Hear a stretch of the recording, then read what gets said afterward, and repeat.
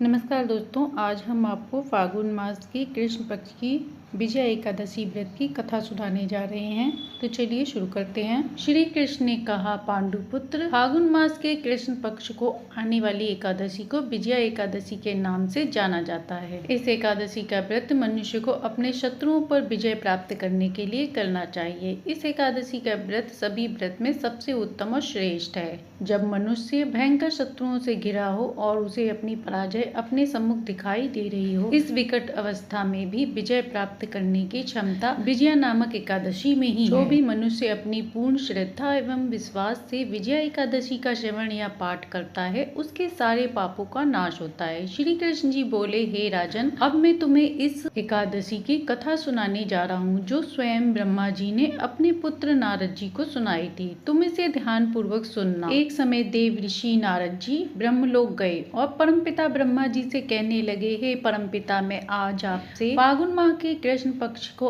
आने वाली एकादशी व्रत के महत्व को सुनना चाहता हूँ, अतः मेरी इस याचना को पूर्ण करें। ब्रह्मा जी ने कहा, हे पुत्र, तुमने आज बड़ा ही उत्तम विचार प्रकट किया है। फागुन माह की कृष्ण पक्ष की आने वाली एकादशी को विजया एकादशी के नाम से जाना जाता है। अब मैं तुम्हें इस कथा को सुनाने जा रहा हूँ, अतः बड़े ध्यान से सुनना। त्रेता युग में जब भगवान श्री विष्णु के सप्तम अवतार श्री रामचंद्र जी को 14 वर्ष का वनवास हुआ, तब वे माता सीता और भ्राता लक्ष्मण के साथ पंचवटी में निवास करने लगे। वहां जब लंकापति रावण ने छल से माता सीता का हरण किया, तब इस समाचार को प्राप्त करके भ्राता लक्ष्मण और प्रभु श्री रामचंद्र जी बहुत दुखी और व्याकुल होकर माता सीता की खोज में निकल पड़े। खोजते खोजते जब भी मरणासन पक्षी राज जटायु के समक्ष पहुंचे, जटायु ने उन्हें सारा वृत्तांत सुनाकर वह स्वर्ग सिधार गए। जटायु के कथन अनुसार दोनों दक्षिण दिशा की ओर माता सीता की खोज में निकल गए। आगे आने पर उनकी भेंट पवन पुत्र श्री हनुमान जी से हुई और पवन पुत्र हनुमान जी द्वारा उनकी मित्रता बानर राज सुग्रीव से हुई। सुग्रीव के साथ मित्रता के चलते बाली का वध हुआ। हनुमान जी सीता माता की खोज करते हुए लंकापति रावण की नगरी में आ पहुँचे। वहाँ माता सीता के दर्शन पाकर वापस उनका संदेश लेकर वह श्री राम के पास पहुँचे।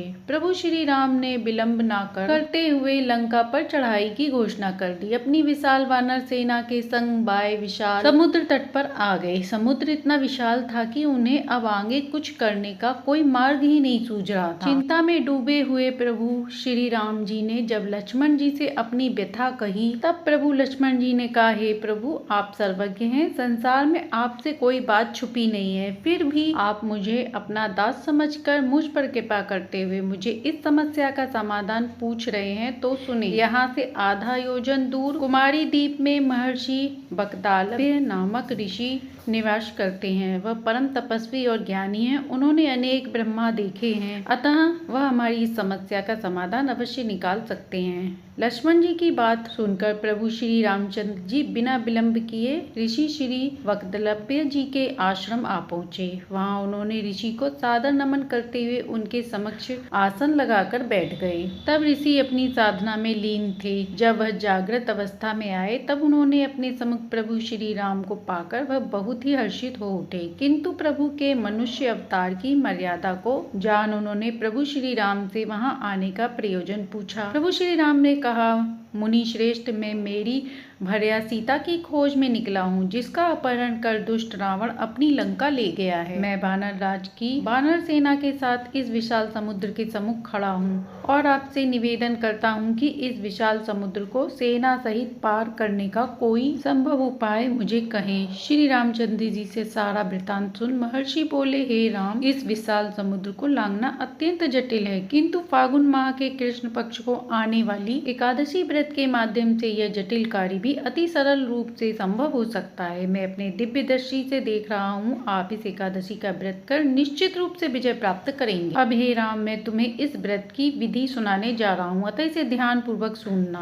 फागुन माह के कृष्ण पक्ष की 10वीं तिथि के दिन स्वर्ण, चांदी, ताम्र या फिर मिट्टी का एक घड़ा बनाएं, उसे खड़े कर जल में भरकर 5 पल्लव रखकर वेदिका पर स्थापित करें। उसे नीचे के खड़े करें, सतनाज और ऊपर जौ रखें। रखें और प्रभु श्री नारायण की स्वर्ण की प्रतिमा स्थापित करें। एकादशी तिथि के दिन सूर्योदय से पूर्व उठकर स्वच्छ गंगा जल से स्नान कर बाकी नित्य क्रिया को पूर्ण करते हुए धूप दीप में नैवेद्य श्री पलानी से भगवान का, उसके पश्चात घड़े के सम्मुख बैठकर भगवान श्री हरि का ध्यान करते हुए अपना दिन व्यतीत करें और रात्रि को भी घड़े के समीप बैठकर भगवान श्री हरि का जयकारा लगाते हुए जागरण करें। अगले दिन द्वादशी तिथि के दिन अपने नित्य नियम से निवृत्त होकर उस घड़े को योग्य ब्राह्मण को दान कर दें। हे राम, अगर तुम इस व्रत का अनुष्ठान अपने सेनापतियों सहित करोगे तो निश्चित रूप से तुम्हारी विजय होगी। प्रभु श्री रामचंद्र जी ने मुनि श्रेष्ठ के कथन अनुसार इस व्रत का अनुष्ठान किया और रावण जैसे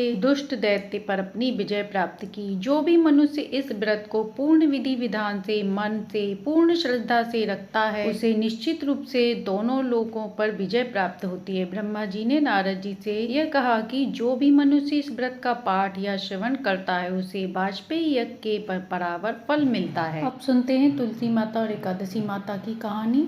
और इस कथा के माध्यम से हम ये भी जानेंगे कि तुलसी माता और एकादशी माता के पूजन का क्या फल मिलता है। इसलिए इस कहानी को पूरा अवश्य सुने, आधा अधूरा ना छोड़ें। आप सभी पर तुलसी माता और एकादशी माता की कृपा बनी रहे। तो चलिए कहानी शुरू करते हैं।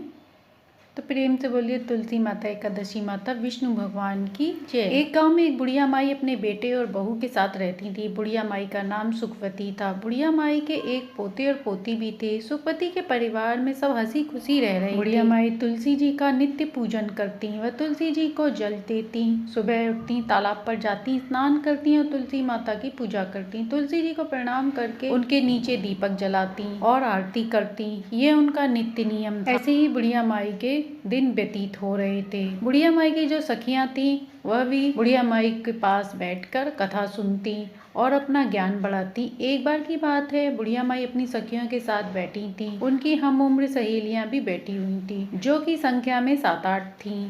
सभी लोग शाम के समय आपस में बात कर रही थी। तब उनमें से बुढ़िया माई ने कहने लगी कि सुखवती, हम सोच रहे हैं कि क्यों ना हम लोग द्वारकाधीश चलें। द्वारकाधीश की यात्रा करने का बड़ा मन हो रहा है। सभी सुखवती से कहने लगी, अरे ये तो बहुत अच्छी बात है, हमें अपने जीवन में द्वारकाधीश के दर्शन जरूर करने चाहिए। इसलिए चलो अब की बार हम द्वारकाधीश चलते हैं। जब सब सखियां पूछने लगी कि सुखवती तुम भी बताओ, क्या तुम हमारे साथ चलोगी? उन सखियों में कुछ कम उम्र की भी थी जो बुढ़िया माई को माई कहकर के बुलाती थी। बुढ़िया माई का द्वारका की यात्रा करने का बड़ा मन था। इसलिए बुढ़िया माई कहने लगी, सखियों, पहले मैं अपने बेटे से पूछ लूं और तब मैं आप लोगों को बताऊंगी। बुढ़िया माई घर आ गई। बुढ़िया माई का बेटा शाम को घर आया तो बुढ़िया माई के जो पोते पोतियां थे वे बुढ़िया माई के लिए खाना लेकर गए। तो बुढ़िया माई ने खाने से इनकार कर कहा कि मेरा मन नहीं है। उधर जब बुढ़िया माई का बेटा खाना खाने लगा तो उसने अपनी पत्नी से पूछा कि क्या माँ ने खाना खा लिया? तब उसकी पत्नी कहने लगी, देखो जी, आपकी माँ ने आज खाना वापस भिजवा दिया और कहने लगी कि मेरा खाना खाने का मन नहीं है। ये सुनकर बुढ़िया माई का बेटा वह अपनी माँ के पास गया और जाकर कहने लगा, माँ क्या बात है, आज तुमने खाना क्यों नहीं खाया? तब बुढ़िया माई कहने लगी, बेटा आज मेरा मन नहीं है। तब बेटा बोला, क्या माँ आपकी कहीं तबीयत तो खराब नहीं? अगर कोई ऐसी परेशानी हो तो बता दें, मैं अभी आपको वैद्य जी के पास दवा दिला लाता हूँ। तब बुढ़िया माई कहने लगी, नहीं बेटा, मुझे कोई परेशानी नहीं, बस मेरा मन द्वारकाधीश की यात्रा करने को कर रहा है। तब बेटा बोला, माँ खुलकर बताओ क्या बात है। तब बुढ़िया माई ने शाम को हुई अपनी सखियों के बीच सारी बात अपने बेटे को बता दी कि मेरी 8-10 सहेलियां द्वारकाधीश की यात्रा पर जा रही हैं और मेरा मन भी कर रहा है कि मैं भी उनके साथ यात्रा पर चली जाऊं। इतनी बात सुनकर बेटा बोला, माँ तो कोई बात नहीं, इसमें इतना सोचने की क्या जरूरत है, मैं तुम्हारा यात्रा पर जाने का प्रबंध कर देता हूँ, तुम यात्रा पर चली जाओ। तो बुढ़िया माई बेटे से, पर बेटा मेरी एक चिंता है। तब बेटा बोला, माँ बताओ क्या बात है। और माँ बोली, बेटा अगर मैं द्वारकाधीश की यात्रा के लिए जाऊंगी तो कम से कम 4-5 दिन लगेगा और मेरे जाने के बाद आंगन में तुलसी रखी है, उन्हें कौन सींचेगा, उनकी कौन पूजा पाठ करेगा और कौन उनकी आरती करेगा। तब बेटा बोला, माँ तुम चिंता मत करो, यह सब तुम्हारी बहू कर लेगी, मैं उससे बोल दूंगा, वह तुम्हारी तुलसी जी पूजा कर लेगी। अब बुढ़िया माई निश्चिंत हो गई और द्वारिकाधीश की यात्रा की तैयारी करने लगी। बेटा अपनी पत्नी से बोला, सुनो भागवान, मेरी माँ द्वारिकाधीश की यात्रा पर जा रही है, इसलिए मेरी माँ के लिए काजू बादाम के अच्छे से लड्डू बना दो ताकि रास्ते में उन्हें कोई परेशानी ना हो। अब बुढ़िया माई की बहू मन ही मन सोच रही थी कि मुझे तो एक दिन भी मैके नहीं जाने देते, इनके काम बिगड़ते हैं। और अब देखो बुढ़िया माई आराम से 4-5 दिन के लिए यात्रा करने जा रही हैं। चलो यात्रा के लिए जा रही हैं वह ठीक है, अब इनकी पूजा पाठ का काम भी मुझे सौंप कर ही जा रही हैं। बुढ़िया माई बहू ने कुछ कहा तो नहीं, इसके बाद बोली ठीक है, मैं माँ के लिए गोंद गिरी बादाम काजू के लड्डू बना दूंगी और उन्हें एक डिब्बे में भरकर दे दूंगी। बेटा तो सुबह नौकरी पर चला गया और जो बुढ़िया माई की बहू थी उसने क्या किया कि जो तुलसी जी का गमला था उसमें तुलसी जी लगी हुई थी, उसमें से उसने तुलसी जी की जड़ को उखाड़ लिया और उस जड़ सहित एक पीतल के डिब्बे में भरकर रख दिया और अपनी सासू माँ को थैले में रखकर दे दिया और बोली, ये लो माँ जी, इसमें गोंद गिरी काजू बादाम के लड्डू हैं, आप इन्हें रास्ते में खा लेना। बुढ़िया माई द्वारिकाधीश को याद करते हुए अपने बेटा बहू को आशीष देती हुई अपनी तीर्थ यात्रा के लिए चलते समय अपनी बहू से बोली, बेटी मेरी तुलसी जी का ध्यान रखना। बहू बोली, ठीक है माँ जी, आप बेफिक्र होकर जाइए। अब तुलसी मैया ने तो आशीर्वाद की झड़ी लगा दी। बहू ने तो काजू बादाम के लड्डू बनाकर दिए हैं। वह कहने लगी, दूधो नहाओ पूतो फलो, लाखों में बैठो करोड़ों में उठो, दिन दुगनी रात चौगनी तरक्की करो। उसके मुंह से तो आशीष फूट रहे थे और सौभाग्यवती रहो, मेरे बेटे का अच्छा काम चले। अब वह तरह तरह आशीर्वाद देती हुई अपनी सखियों के साथ चली गई। अब सारी सखियां और बुढ़िया माई द्वारिकाधीश की पैदल यात्रा कर रही थी। यात्रा करते समय उन्हें शाम हो गई। शाम के समय जब वे थक गईं तो एक जगह उन्होंने देखा, वहां पर बैठकर विश्राम करने लगी और खाने पीने के लिए जो भी सामान लाई थी वह सब निकाल कर खाने लगी। तब बुढ़िया माई ने अपना डब्बा खोल कर देखा तो उसमें घी से बने काजू बादाम के लड्डू भरे थे। बुढ़िया माई ने आधा लड्डू खुद खाया और आधा लड्डू सब सखियों में बांट दिया। सखियां कहने लगी, अरे सुखवती, तुम्हारी बहू तो बहुत अच्छी है, देखो तुम्हारी बहू तुम्हारा कितना ख्याल रखती है। तुम्हारी बहू ने तुम्हारे लिए घी के लड्डू बनाकर दिए हैं और तुलसी माता को याद कर रही थी। चलते चलते वह सारी सखियां द्वारिकाधीश पहुंच गईं। तो जब वहां पहुंची शाम का समय हो गया। शाम का समय होने पर वहां पर बहुत लंबी भीड़ लगी थी। लंबी लाइन लगी होने के कारण द्वारिकाधीश के दर्शन करने के लिए तो बुढ़िया माई मन ही मन सोचने लगी, आंख बंद करके, कि हे प्रभु, जितनी लंबी भीड़ है, अगर मुझे आपके दर्शन नहीं हुए और पट बंद हो गए तो मेरा आना तो बेकार हो जाएगा। तभी बुढ़िया माई द्वारिकाधीश से मन ही मन प्रार्थना कर रही थी, हे प्रभु, एक बार जीवन में मुझे दर्शन दे दीजिए। मैं पैदल चल कर आई हूँ, हे प्रभु, आपके दर्शन की प्यासी हूँ। अब बुढ़िया माई की आंख खुली तो देखा उसने एकदम से चमत्कार हो गया। वह तो लाइन में सबसे आगे खड़ी थी और द्वारिकाधीश जी सामने थे। बुढ़िया माई की तो हैरानी का ठिकाना ही नहीं रहा। पंडित जी सबका प्रसाद चढ़ा रहे थे। मैंने अपना डिब्बा खोलकर देखा तो उसमें एक लड्डू और एक तुलसी जी की पत्ती रखी हुई थी। अब बुढ़िया माई वही लड्डू और तुलसी की पत्ती द्वारिकाधीश को चढ़ाने के लिए, भोग के लिए निकाली और पुजारी जी को थमा दिया। फिर मन ही मन बुढ़िया माई सोचने लगी, हे प्रभु, यहाँ तो एक से एक अमीर सेठ आए हैं, महंगी से महंगी मिठाइयाँ लाए हुए हैं, लेकिन मेरी मिठाई का कहाँ नंबर आएगा जो द्वारिकाधीश मेरी मिठाई का भोग लगाएंगे। बुढ़िया माई मन ही मन भगवान को याद कर रही थी, हे प्रभु, मेरे भी लड्डू का भोग लगाओ और मुझे निहाल करो। बुढ़िया माई ने आंखें खोली तो उसकी आंखें आश्चर्य से फैल गई। ये द्वारिकाधीश के हाथ में जो लड्डू था, ये वही लड्डू था जो बुढ़िया माई ने भोग में लगाया था और वही तुलसी की पत्ती थी जो ठाकुर जी के हाथ में थी। अब तो बुढ़िया माई बड़ी प्रसन्न हुई और गदगद हो गई कि हे प्रभु, मेरा भोग कर लिया। तभी जो द्वारकाधीश जी के पुजारी जी थे वह सबको प्रसाद दे रहे थे तो उनने बुढ़िया माई को भी प्रसाद दिया। बुढ़िया माई ने वह प्रसाद अपने पल्लू में ले लिया और हाथ जोड़ लिया। फिर वो प्रसाद को लेकर सोचने लगी, यह प्रसाद मैं घर लेकर जाऊंगी, अपने बेटे बहू और पोते पोतियों के साथ मिलकर इसका भोग लगाएंगे और सब ग्रहण करेंगे, क्योंकि यह द्वारकाधीश का आशीर्वाद है। यह सोचकर उसने उस पीतल के डिब्बे में जो भोग था, जो पुजारी जी ने प्रसाद दिया था, उस प्रसाद को बुढ़िया माई ने रख लिया और बाहर आ गई। बाहर आई तो काफी देर तक अपनी सखियों का इंतजार करने लगी। काफी देर बाद सखियां आई तो कहने लगी, अरे बड़ी घबराहट हो रही है, बड़ी भीड़ थी, हमें तो सही से दर्शन नहीं हुए द्वारकाधीश के, इतना चलकर आए थे, इतनी धक्का मुक्की है, लेकिन वहाँ हमें दर्शन नहीं हुए। सब अपनी परेशानी गिना रहे थे और बुढ़िया माई मन ही मन मुस्कुरा रही थी। वह कहने लगी कि मुझे तो द्वारिकाधीश के बहुत अच्छे से दर्शन हुए और मेरा तो भगवान ने प्रसाद भी ग्रहण किया। इस तरीके से अब सारी सखियां अपने गांव के लिए वापस जल्दी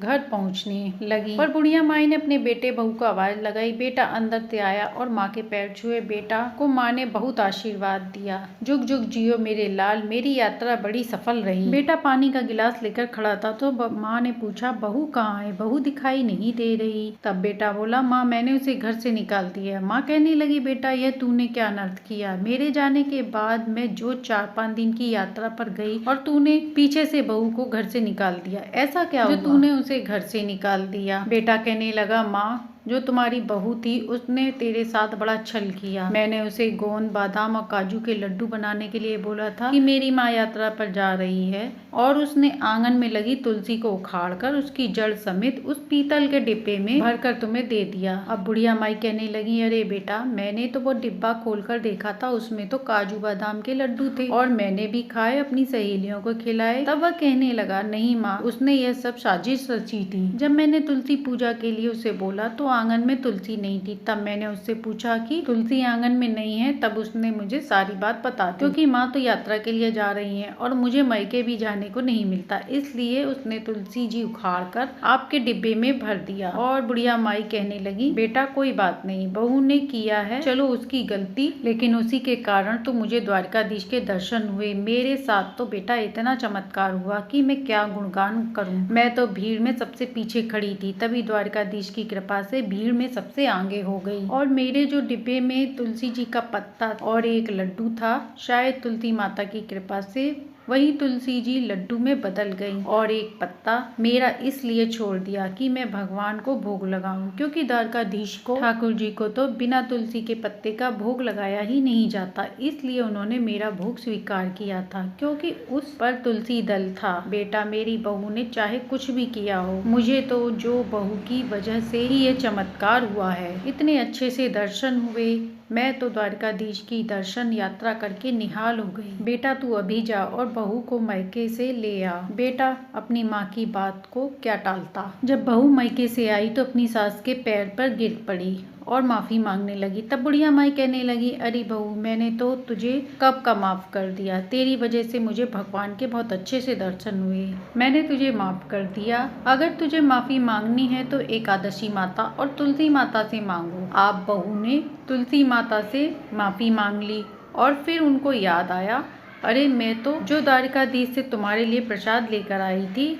तभी बच्चे आए और ये कहने लगे, दादी माँ हमारे लिए क्या लाई हैं? और वहाँ से ना द्वारिकाधीश का प्रसाद लाई हूँ, सब थोड़ा थोड़ा मिलकर ले लेना। अब जैसे ही बुढ़िया माई ने अपने थैले में से वह पीतल का डिब्बा खोला तो उसमें जो लड्डू था वह तो नहीं था, लेकिन डब्बा पूरा हीरे मोतियों से भरा हुआ था। यह देखकर बुढ़िया माई की बहू ने देखा तो आश्चर्य से आंखें फैल गई। बुढ़िया माई कहने लगी, बेटा इसमें तो मैंने लड्डू रखा था, पता नहीं कहाँ से इसमें इतना सारा हीरा मोती सोना चांदी आ गया है। तब बेटे बहू कहने लगे, माँ यह सब एकादशी माता और तुलसी माता की कृपा से हुआ है। आपकी यात्रा सच्ची थी, सच्ची भक्ति थी, इसलिए उन्होंने आपको आपकी एकादशी माता और तुलसी माता की पूजा का फल दिया। अब तो बेटा बहू माँ के कदमों में गिर गई। माँ बोली, बेटा मुझे छोड़ो, तुलसी माता के कदमों में जाओ। इसके बाद बेटा बहू ने तुलसी माता ठाकुर जी से माफी मांगी कि अनजाने में हमसे भूल हो गई, हमें माफ कर दें। अब तो बहू बेटा भी अपनी माँ की तरह एकादशी व्रत करने लगे और तुलसी माता की पूजा आराधना करने लगे। अब बुढ़िया माई के पास इतना धन आ गया कि वो धर्म के काम भी करने लगी। उन्होंने स्कूल बनवाए, बच्चों को पढ़ाने के लिए बावड़ी बनवाई आदि काम किए। बुढ़िया माई के घर में अन्न धन बढ़ता जा रहा था। बुढ़िया माई जब तक जीवित रही उन्होंने तुलसी माँ की कभी भी पूजा नहीं छोड़ी। जीते जी एकादशी व्रत नहीं छोड़ा, हमेशा वह एकादशी का व्रत करती, तुलसी सीखती। बुढ़िया माई बचपन से ही तुलसी माता की पूजा करती आ रही थी और मरने के बाद भी तुलसी माता और एकादशी माता की कृपा से बुढ़िया माई को मोक्ष की प्राप्ति हुई। तो ये थी एकादशी पे सुनी जाने वाली तुलसी माता, एकादशी माता, विजया एकादशी माता की कहानी, जिसे सुनने से सुख सौभाग्य में वृद्धि होती है। हे तुलसी माता, हे एकादशी माता, जैसे आपने बुढ़िया माई को दिया ऐसे ही अपनी कहानी कहती, सुनते, उकारा भरते सबके घर में सुख शांति समृद्धि देना। कहानी अच्छी लगी हो तो लाइक एंड सब्सक्राइब करें।